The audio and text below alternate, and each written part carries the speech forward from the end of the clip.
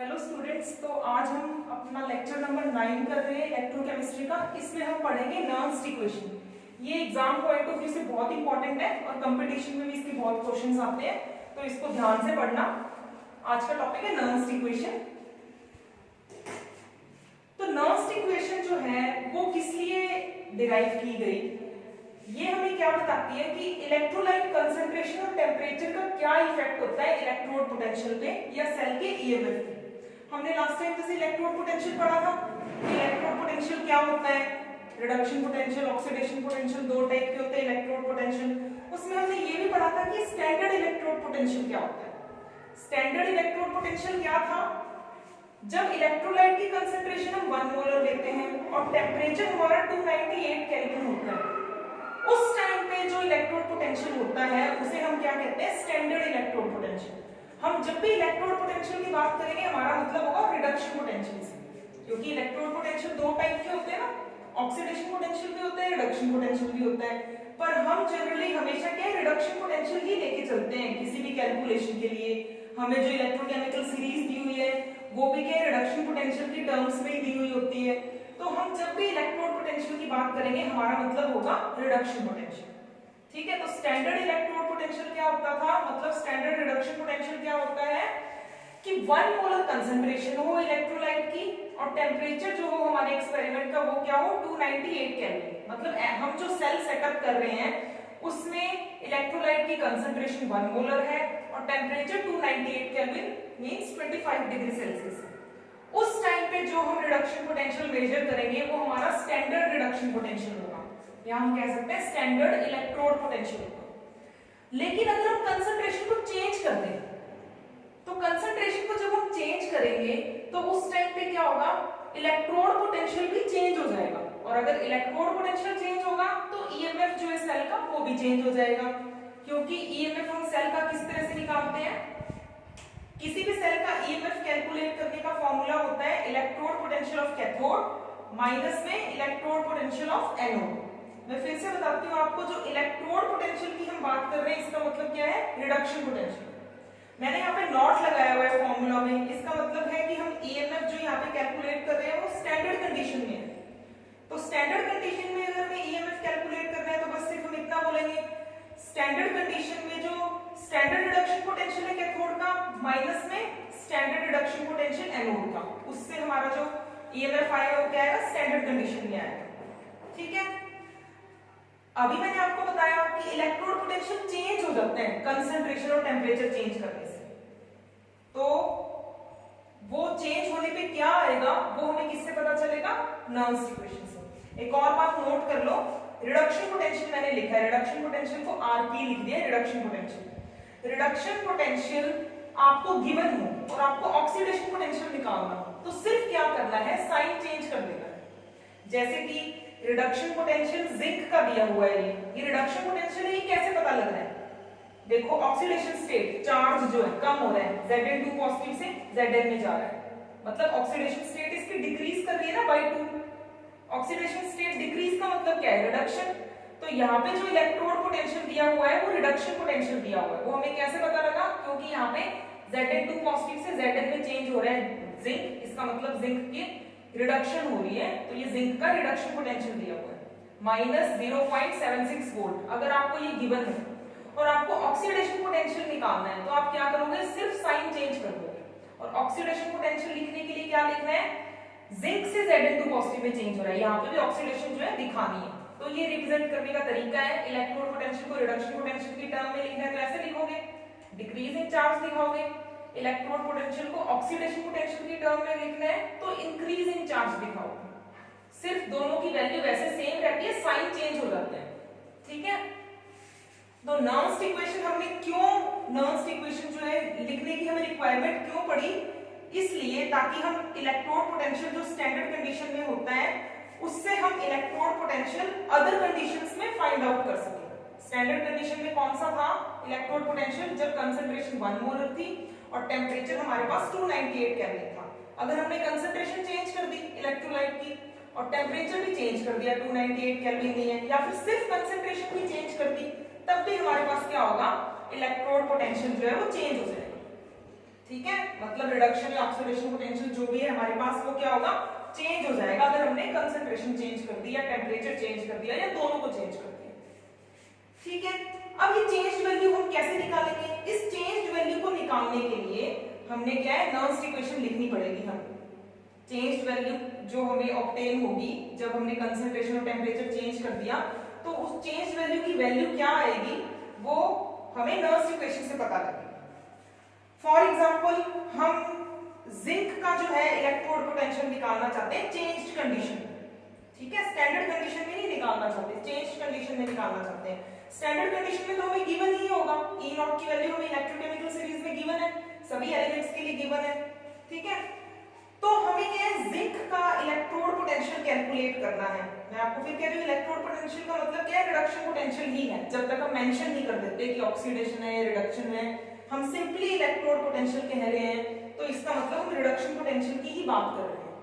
ठीक है, तो हमें जिंक का रिडक्शन पोटेंशियल निकालना है अदर देन स्टैंडर्ड कंडीशन में। तो मैंने यहाँ पे नॉट नहीं लगाया, अदर देन स्टैंडर्ड कंडीशन है ना, तो इसको सिंपली ई लिखेंगे। स्टैंडर्ड कंडीशन में जो इसका इलेक्ट्रोड पोटेंशियल होगा मतलब रिडक्शन पोटेंशियल होगा उसको हम ई नॉट लिखेंगे। अब नर्व्स इक्वेशन जिस पे भी अप्लाई करनी है, जिस इलेक्ट्रोड का हमें इलेक्ट्रोड पोटेंशियल निकालना है उस पे हम नर्व्स इक्वेशन अप्लाई करेंगे। जैसे हमें जिंक का निकालना है चेंज्ड कंडीशन में इलेक्ट्रोड पोटेंशियल, तो हम जिंक पे अप्लाई करेंगे। तो हम क्या करेंगे, इस रिएक्शन को रिडक्शन की टर्म में ही लिखेंगे, ऑक्सीडेशन की टर्म में नहीं लिखेंगे, रिडक्शन की टर्म में ही लिखना है रिएक्शन को। चाहे सेल में जिंक की ऑक्सीडेशन ही क्यों ना हो रही हो, लेकिन नर्व्स इक्वेशन अप्लाई करने के लिए हमें इस रिएक्शन को रिडक्शन की टर्म में ही लिखना है। ठीक है, तो जिंक की रिएक्शन रिडक्शन की टर्म में लिखते हैं। तो रिडक्शन की टर्म में कैसे होगा, जिंक 2 पॉजिटिव जब 2 इलेक्ट्रॉन गेन करेगा तो जिंक में चेंज हो जाएगा। ये जिंक 2 पॉजिटिव मतलब आयनिक स्टेट में है, मतलब एक्वस स्टेट में, सॉल्यूशन में, इलेक्ट्रोलाइट का सॉल्यूशन। 2 इलेक्ट्रॉन गेन करके जिंक में कन्वर्ट हो गया तो ये जिंक क्या होगा, सॉलिड। ठीक है, तो हमने रिडक्शन की टर्म में ये रिएक्शन लिख ली। हम क्या करना चाहते हैं, जिंक का रिडक्शन पोटेंशियल निकालना चाहते हैं, या आप ऐसे कह दो इलेक्ट्रोड पोटेंशियल निकालना चाहते हैं अदर देन स्टैंडर्ड कंडीशन।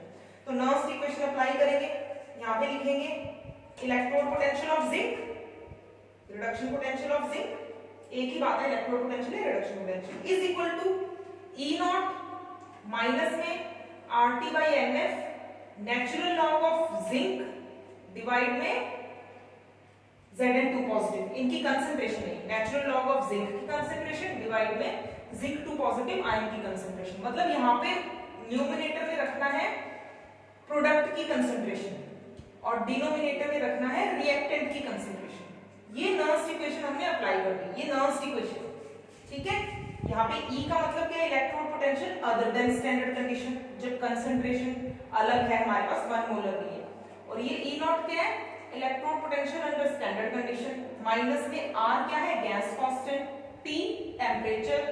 ठीक है, अगर 298 केल्विन है टेम्परेचर तो हम 298 केल्विन रखेंगे। ज्यादातर हम सिर्फ कंसंट्रेशन को ही चेंज करते हैं, टेम्परेचर उतना ही रखते हैं क्योंकि रूम टेम्परेचर पे परफॉर्म करते हैं रिएक्शन, और रूम टेम्परेचर हम क्या 25 डिग्री सेल्सियस लेके चलते हैं। ठीक है, तो टेम्परेचर को ऐसे बहुत रेयर केसेस में हम चेंज करते हैं, अदरवाइज हम टेम्परेचर को चेंज नहीं करते, सिर्फ कंसंट्रेशन को चेंज करते हैं। तो टेम्परेचर की वैल्यू 298 केल्विन ही रहेगी ज्यादातर केसेस में। N है ये जो इलेक्ट्रॉन्स है रिएक्शन में कितने इन्वॉल्व है, F है फैराडे कांस्टेंट, ये आपको पता है नेचुरल लॉ, ये जिंक की कंसंट्रेशन मतलब प्रोडक्ट की कंसंट्रेशन डिवाइड में रिएक्टेंट की कंसंट्रेशन। ठीक है, तो ये हमने नर्व्स इक्वेशन लिख दी। अब क्या है, हम आगे इनकी वैल्यूज पुट करते हैं। E को एज इट इज लिखेंगे, reduction potential of zinc other than standard condition is equal to reduction potential of zinc under standard condition minus में नेचुरल लॉग को log बेस 10 में जब कन्वर्ट करते हैं तो 2.303 से मल्टीप्लाई कर देते हैं। तो हमने यहाँ पे क्या है, नेचुरल लॉग को log बेस 10 में कन्वर्ट किया है, तो इसलिए मल्टीप्लाई में टर्म आ गई 2.303 RT डिवाइड में NF log जिंक की कंसंट्रेशन, प्योर सॉलिड और प्योर लिक्विड की कंसंट्रेशन जो होगी वो 1 होगी, इसलिए यहाँ पे जिंक की कंसंट्रेशन की जगह 1 लिख दिया है क्योंकि जिंक देखो सॉलिड था ना, तो प्योर सॉलिड और प्योर लिक्विड की कंसंट्रेशन 1 रखनी है। जिंक 2 पॉजिटिव आयन की कंसंट्रेशन जो होगी वो हमें वैल्यू पुट करनी होगी जब हमें क्वेश्चन दिया जाएगा। तो यहाँ पे मैं जिंक 2 पॉजिटिव आयन की कंसंट्रेशन रख दी। ठीक है, तो ये इस तरह मैंने लिख दिया है। अब क्या इन सब करते हैं, R की, T की और F की। दोबारा से इस इक्वेशन को लिखो, E is equal to E not minus में 2.303, R की जगह लिख दिया, R गैस कांस्टेंट है, 8.314 इसकी वैल्यू है, मल्टीप्लाई में टेम्परेचर हम 298 केल्विन ही रखते हैं, डिवाइड में n रिएक्शन के अकॉर्डिंग चेंज होगा, इस रिएक्शन में 2 है, किसी और रिएक्शन में 3 भी हो सकता है, किसी रिएक्शन में 1 भी हो सकता है। इलेक्ट्रोड पे जो रिएक्शन हो रही है उसमें कितने इलेक्ट्रॉन इन्वॉल्व हैं, इसलिए इसकी वैल्यू हम पुट नहीं कर सकते, तो n लिख दिया। इसके लिए 2 पुट करेंगे, लेकिन हमें एक जनरल इक्वेशन डिराइव करनी है, जिंक का तो बस मैंने एग्जांपल लिया है। डिवाइड में f की वैल्यू क्या है, 96500, क्योंकि ये फैराडे कांस्टेंट है, ठीक है। इन सब की वैल्यूज हमने पुट कर दी, मल्टीप्लाई में log 1 डिवाइड में जिंक 2 पॉजिटिव आयन की कंसंट्रेशन।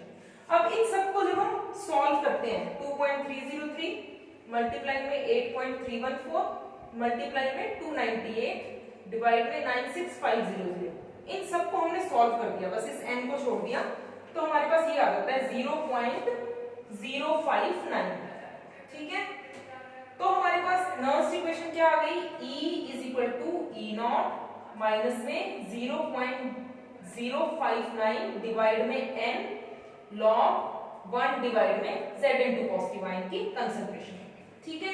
यहाँ पे Zn की जगह अगर कोई और मेटल होता तो हम M लिख देते, मेटल M, जैसे कॉपर है तो कॉपर 2 पॉजिटिव, क्रोमियम है तो Cr3 पॉजिटिव, मतलब जिस भी इलेक्ट्रोड का हमें इलेक्ट्रोड पोटेंशियल निकालना है वो वाले आयंस की कंसंट्रेशन हमें यहाँ पे लिखनी है, ठीक है। तो ये याद रखनी है, ये नर्स इक्वेशन किसके लिए आई है, इलेक्ट्रोड पोटेंशियल को कैलकुलेट करने के लिए, ईएमएफ के लिए नहीं है ये, इलेक्ट्रोड पोटेंशियल। एक सिंगल इलेक्ट्रोड है हमारे पास, उसका हमें इलेक्ट्रोड पोटेंशियल निकालना है अंडर चेंज्ड कंडीशन, मतलब स्टैंडर्ड कंडीशन नहीं है, तो ये इक्वेशन हमें अप्लाई करनी पड़ेगी, क्योंकि स्टैंडर्ड कंडीशन में जो E नॉट होता है, इलेक्ट्रोड पोटेंशियल होता है, वो तो हमें गिवन ही होगा, इलेक्ट्रोकेमिकल सीरीज से उसकी वैल्यू हमें गिवन होती है E नॉट। चेंज्ड कंडीशन में निकालना हो जब कंसंट्रेशन चेंज कर दी, क्योंकि टेम्परेचर तो हम लगभग 298 केल्विन ही रखते हैं, कंसंट्रेशन चेंज करते हैं, तो ये हमें नर्स इक्वेशन अप्लाई करनी पड़ेगी इलेक्ट्रोड पोटेंशियल को कैलकुलेट करने के लिए, ठीक है। तो इस इक्वेशन को याद रखना है, इसको नोट कर लो। तो ये वाली नर्स इक्वेशन थी इलेक्ट्रोड पोटेंशियल के लिए। यहाँ पे n क्या है, number of electrons involve in electrode reaction, जिस भी इलेक्ट्रोड का हम निकाल रहे हैं उसमें इलेक्ट्रॉन कितने इन्वॉल्व है, जैसे यहाँ पे है 2, ठीक है।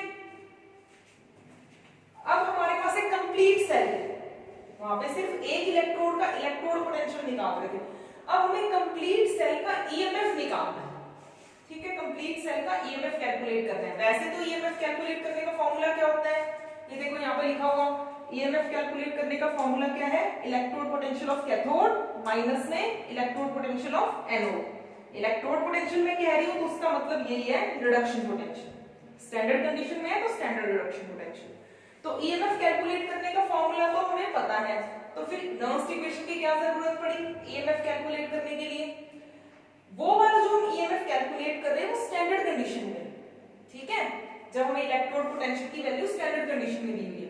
अब हमारा जो सेल है ना स्टैंडर्ड कंडीशन में नहीं है, मतलब 1 मोलर कंसंट्रेशन नहीं है इन आयंस की, ठीक है। उस टाइम पे हमें ईएमएफ कैलकुलेट करना है, तो हमें नर्स इक्वेशन अप्लाई करनी पड़ती है। तो हम एक एक इलेक्ट्रोड पे पहले नर्स इक्वेशन अप्लाई करेंगे, क्योंकि हमारे पास यहाँ पे एक कैथोड है एक एनोड है। अब देखो एनोड कौन सा है, जिंक की ऑक्सीडेशन हो रही है, देखो 0 से +2 ऑक्सीडेशन स्टेट में जा रहा है, इंक्रीजिंग ऑक्सीडेशन स्टेट मतलब ऑक्सीडेशन, तो ऑक्सीडेशन जिंक की हो रही है तो ये एनोड है, और रिडक्शन कॉपर की हो रही है तो ये कैथोड है। अब हमारे पास 2 इलेक्ट्रोड हो गए, एक तो एनोड एक कैथोड, एनोड पे है जिंक और कैथोड पे है कॉपर। इन दोनों के लिए हमें पहले नर्स इक्वेशन को अप्लाई करना है, ठीक है। लेकिन मैंने आपको पहले ही बताया नर्स इक्वेशन को अप्लाई करते टाइम चाहे एनोड हो चाहे कैथोड हो, रिएक्शन हमें रिडक्शन की फॉर्म में ही लिखनी है, क्योंकि जो ईएमएफ का फॉर्मूला है उसमें हम कैथोड का भी रिडक्शन पोटेंशियल लेते हैं और एनोड का भी रिडक्शन पोटेंशियल लेते हैं। तो यहाँ पे हमें रिएक्शन जो है एनोड के लिए भी रिडक्शन की फॉर्म में लिखनी है और कैथोड के लिए भी रिडक्शन की फॉर्म में ही लिखनी है। तो हम पहले जिंक के लिए लिखते हैं रिएक्शन, जैसे हमने यहाँ पे अप्लाई किया था नर्स इक्वेशन को, उसी तरह जिंक इलेक्ट्रोड के लिए हमें नर्स इक्वेशन लिखनी है। तो यहाँ पे मैं डायरेक्ट लिख देती हूँ, पहले इसकी रिएक्शन लिखी Zn2 पॉजिटिव आयन प्लस में 2 electron, gain of electron means reduction, तो जिंक बन गया। यहाँ पे आयनिक फॉर्म में, यहाँ पे सॉलिड फॉर्म में, मतलब यहाँ पे सॉल्यूशन फॉर्म में है, यहाँ पे सॉलिड स्टेट में है जिंक। सॉलिड स्टेट में जो जिंक की कंसंट्रेशन होती है वो 1 होती है, ठीक है, तो ये बात ध्यान रखनी है। अब हम क्या है इसके लिए नर्स इक्वेशन अप्लाई करते हैं, तो ये क्या है, electrode potential of zinc other than standard condition is equal to electrode potential of zinc in standard condition, दोनों के दोनों रिडक्शन पोटेंशियल है, माइनस में RT/NF natural log of zinc की कंसंट्रेशन डिवाइड में जिंक 2 पॉजिटिव आयन की concentration, product में zinc है, रिएक्टेंट में जिंक 2 पॉजिटिव आयन। जिंक की कंसंट्रेशन 1 क्यों लिख दी, क्योंकि प्योर सॉलिड था, 1 लिख दी, अभी देखा हमने। तो बस ये क्या है, मैंने इस फॉर्म में नर्स इक्वेशन को यहाँ पे अप्लाई कर दिया, अभी R और T की वैल्यूज जो है पुट नहीं की है, ठीक है, ये इतना समझ लग गया। अब क्या है, अब हम कैथोड के लिए इलेक्ट्रोड रिएक्शन लिखते हैं, तो कैथोड पे हमारे पास कॉपर है, लेकिन रिएक्शन रिडक्शन की फॉर्म में ही लिखनी है, तो कॉपर के लिए रिएक्शन जो है रिडक्शन की फॉर्म में लिख दी, कॉपर 2 पॉजिटिव आयन प्लस में 2 इलेक्ट्रॉन गिव्स कॉपर।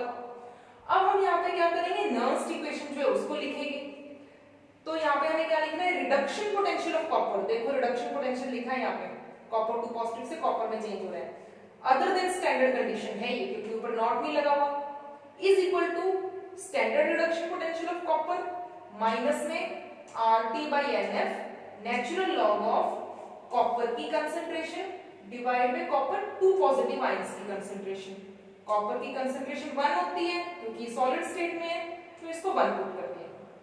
तो ये हमने दोनों के दोनों इलेक्ट्रोड्स पे, एनोड और कैथोड पे नर्स इक्वेशन को अप्लाई कर दिया।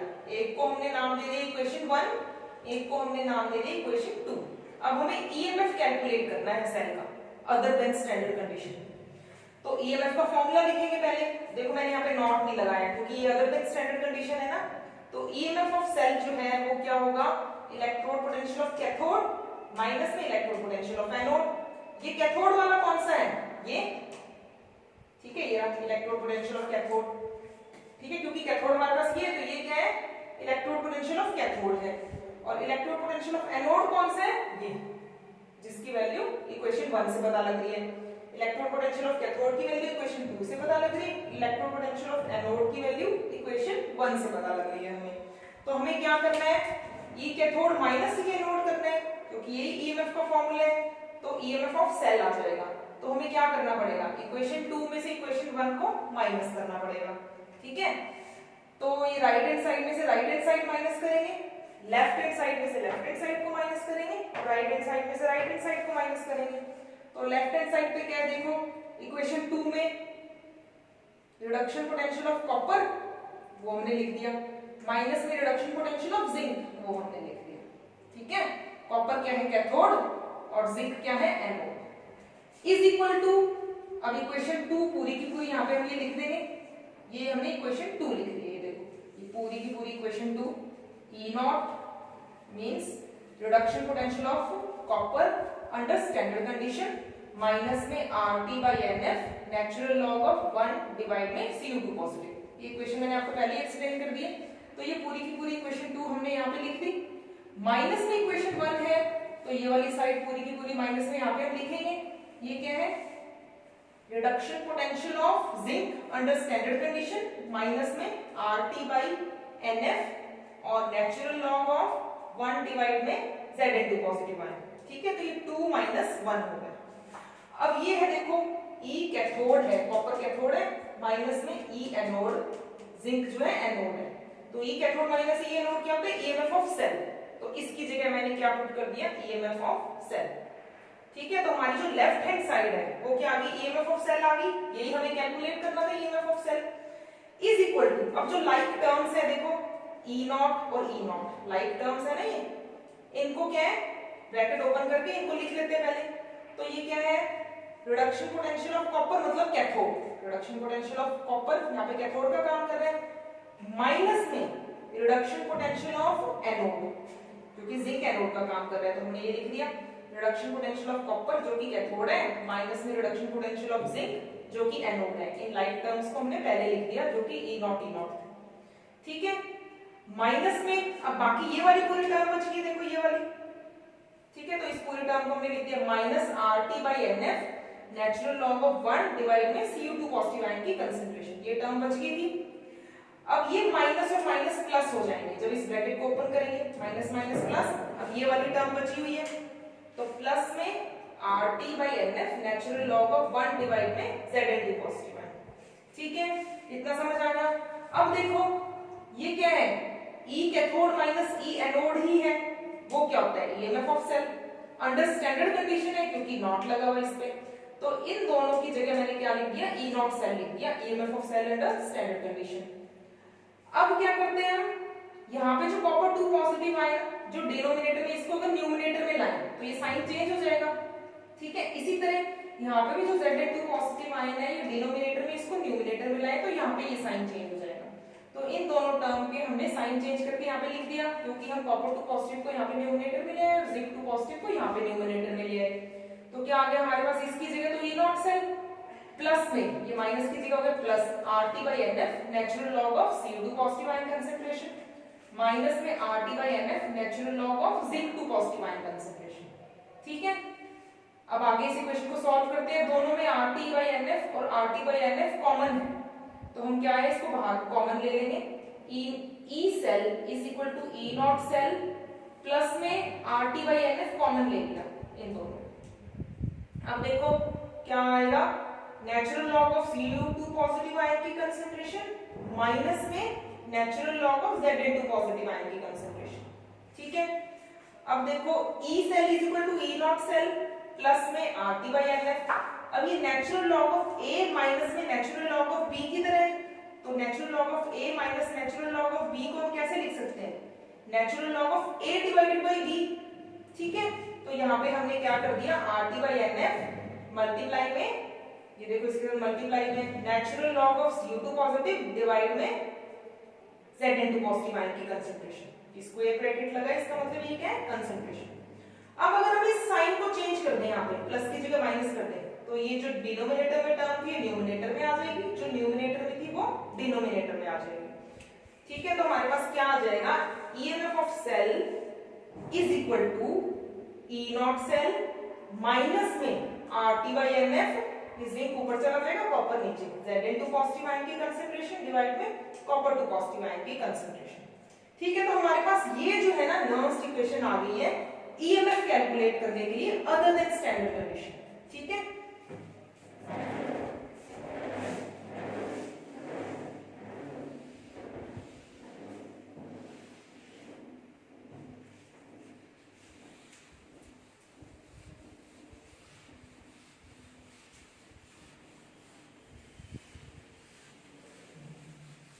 अब नर्व्स इक्वेशन पे मैं आपको कुछ क्वेश्चंस भी करके दिखाऊंगी, पहले मैं इसको थोड़ा सा और एक्सप्लेन कर दूं आपको, नर्व्स इक्वेशन फाइनल क्या आई है, जो फाइनल नर्व्स इक्वेशन आई है इसको हम एक बार दोबारा यहाँ पे लिख लेते हैं, ताकि आपको डायरेक्टली लिखनी हो तो कैसे लिखनी है ये पता लग जाए। हमारे पास जो नर्व्स इक्वेशन आई है इस डैनियल सेल के लिए, ये डैनियल सेल की रिएक्शन थी, E सेल मतलब EMF of cell other than standard condition is equal to E naught cell means EMF of cell under standard condition minus में RT by NF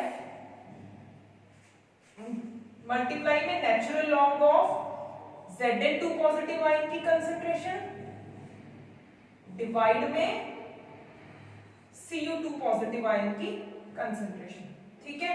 इसको आगे इनकी वैल्यूज भी पुट कर लेते हैं, नेचुरल लॉग को लॉग बेस 10 में कन्वर्ट कर लेते हैं। ये हमारे पास फाइनल नर्व्स इक्वेशन आ गई थी, किसके लिए, अगर हमें सेल का EMF कैलकुलेट करना है अदर देन स्टैंडर्ड कंडीशन, ठीक है।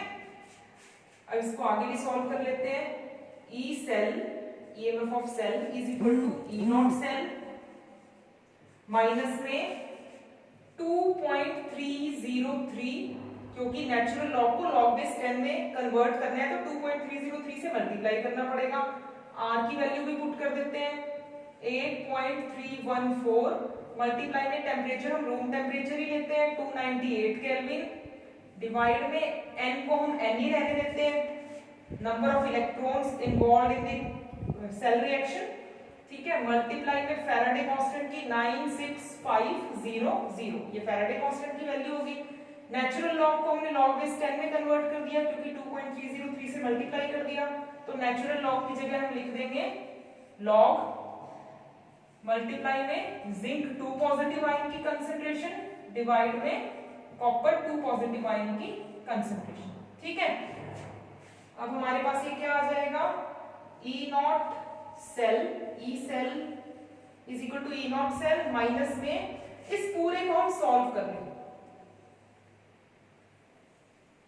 ये वाली पूरी वैल्यू अगर हम सॉल्व कर लें तो इसकी जो वैल्यू आती है वो आती है 0.059 डिवाइड में n। ठीक है, इस पूरे को हमने सॉल्व कर लिया, n एज इट इज हमने पुट कर दिया, जो नंबर ऑफ इलेक्ट्रॉन्स है मल्टीप्लाई में लॉग जिंक 2 पॉजिटिव आयन की कंसंट्रेशन डिवाइड में कॉपर 2 पॉजिटिव आयन की कंसंट्रेशन। ठीक है, तो देखो क्या है इस रिएक्शन में, आपको ईएमएफ निकालना है सेल का अदर देन स्टैंडर्ड कंडीशन में, तो वो किसके इक्वल होगा, ई नॉट सेल के, मतलब स्टैंडर्ड कंडीशन में जो इसका ईएमएफ होगा माइनस में 0.059 डिवाइड में n मल्टीप्लाई में लॉग। अब देखो जिंक 2 पॉजिटिव आयन, इसमें देखो इस गैलियम सेल की रिएक्शन में जिंक 2 पॉजिटिव आयन देखो इधर प्रोडक्ट की साइड में, ठीक है, और कॉपर 2 पॉजिटिव आयन हमारे पास क्या है, देखो रिएक्टेंट की साइड में। अब प्रोडक्ट की साइड में जिंक 2 पॉजिटिव आयन के अलावा और क्या है उस रिएक्शन में, कॉपर है सॉलिड स्टेट में। अगर हम यहाँ पे कॉपर को लिखें भी सॉलिड स्टेट में तो वो क्या आएगा, उसकी वैल्यू 1 ही आएगी क्योंकि सॉलिड स्टेट में कंसंट्रेशन 1 लेते हैं। और रिएक्टेंट की साइड में क्या है, जिंक है सॉलिड स्टेट में, जिंक को अगर हम लिखें तो उसकी वैल्यू भी क्या आएगी, 1 आएगी। ठीक है, तो इसका क्या मतलब हुआ, यहाँ पे क्या है, प्रोडक्ट में जो आयंस है उनकी कंसंट्रेशन रखनी है, डिवाइड में इधर रिएक्टेंट में जो आयंस है उनकी कंसंट्रेशन रखनी है, मतलब प्रोडक्ट की कंसंट्रेशन डिवाइड में रिएक्टेंट की कंसंट्रेशन। बिल्कुल सेम इसी तरह किसमें था, सिंगल इलेक्ट्रोड के लिए जो रिएक्शन हमने की थी उसमें नर्व्स इक्वेशन हमने अप्लाई की थी सिंगल इलेक्ट्रोड के लिए, वो भी इसी तरह की थी, बस वहां पे सेल वर्ड नहीं था, यहाँ पे वहां पे ये इलेक्ट्रोड पोटेंशियल था अदर देन स्टैंडर्ड कंडीशन में, ये स्टैंडर्ड इलेक्ट्रोड पोटेंशियल था। अब सेल की बात कर रहे हैं तो यहाँ पे क्या आ जाएगा, ईएमएफ ऑफ सेल हो जाएगा और ये EMF of cell under standard condition हो जाएगा, मतलब बिल्कुल सेम ये रिएक्शन, ये ईएमएफ के लिए है, ठीक है, और वो इलेक्ट्रोड पोटेंशियल के लिए थी। दोनों में 0.059 डिवाइड में है लॉग प्रोडक्ट की कंसंट्रेशन डिवाइड में रिएक्टेंट की कंसंट्रेशन को रखना है, और ये ध्यान रखना है प्योर सॉलिड और प्योर रिएक्टेंट की जो कंसंट्रेशन होती है वो क्या होती है हमारे पास 1। तो जो भी आपको रिएक्शन दी हुई है उसमें जो प्रोडक्ट है उनकी कंसंट्रेशन को ऊपर रखना है, डिवाइड में रिएक्टेंट की कंसंट्रेशन को नीचे रखना है। ठीक है, प्योर सॉलिड और लिक्विड की कंसंट्रेशन को 1 पुट करना है। तो हमारे पास ये नर्व्स इक्वेशन जो है ये किसके लिए लिखी है हमने, डैनियल सेल के लिए, और जनरल भी मैंने आपको बता दिया कि यहाँ पे प्रोडक्ट की कंसंट्रेशन है, यहाँ पे रिएक्टेंट की कंसंट्रेशन। ठीक है, तो इसको नोट कर लो, फिर हम क्या है नर्व्स की इक्वेशन पे 2-3 न्यूमेरिकल्स करके देखते हैं, उससे आपको क्लियर हो जाएगा।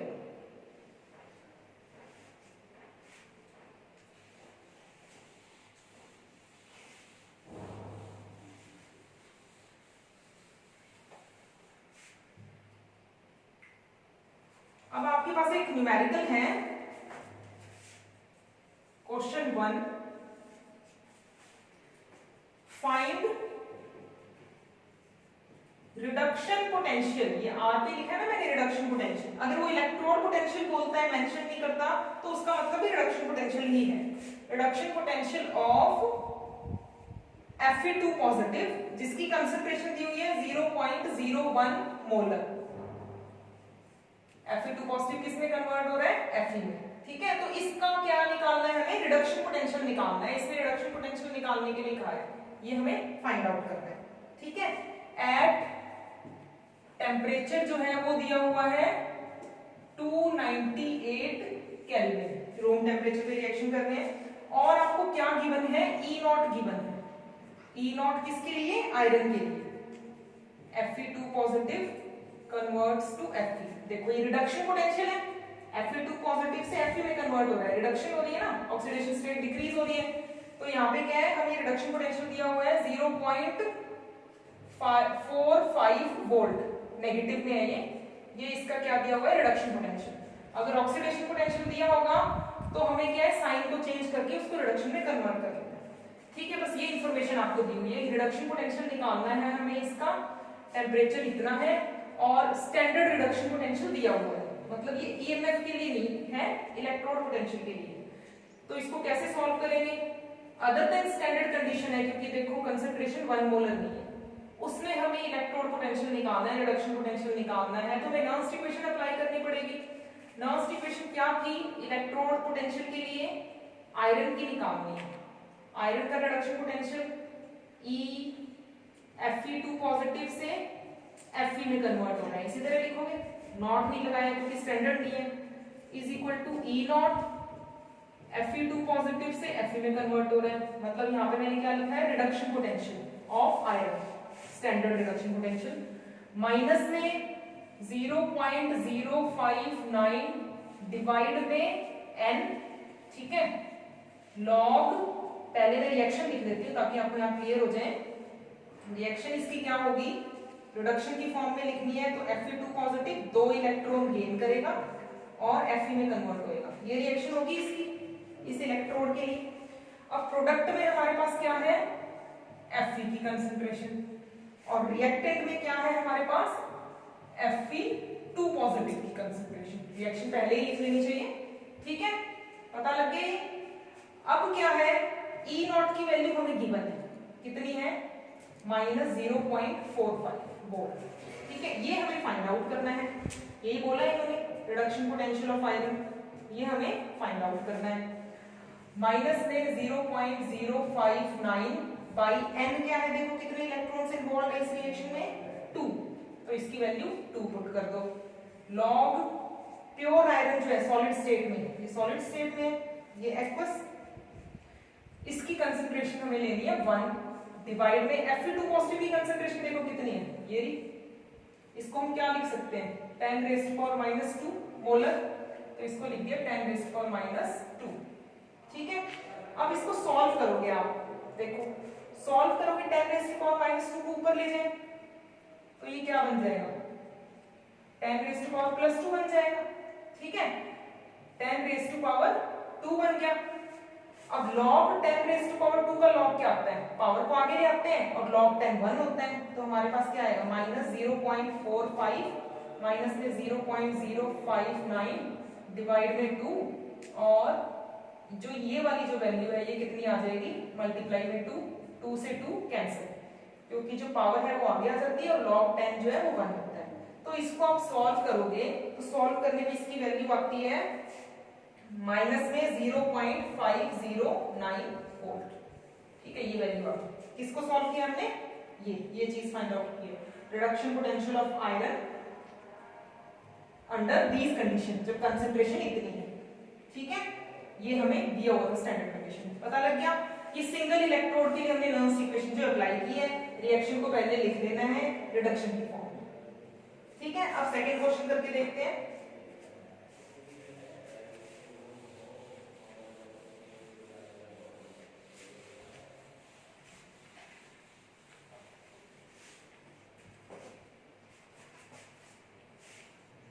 क्वेश्चन नंबर 2 है, फाइंड